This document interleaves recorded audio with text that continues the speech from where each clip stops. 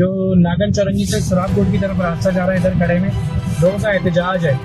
ठीक है, ईद का तीसरा दिन है, ईद का तीसरा दिन है। शीशा उतारो बेटा, ईद का तीसरा दिन है और ये लोग, ये पकड़ेगा मोबाइल जरा बाहर के नजारे दिखाओ।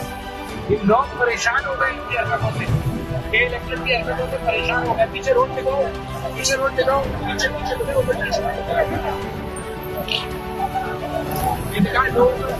का गुस्सा दिखाओ। ये लोगों का गुस्सा नाजायज नहीं है, ये कराची की आवाम है, ये अपने पे आ गई, ये किसी को नहीं छोड़ेगी।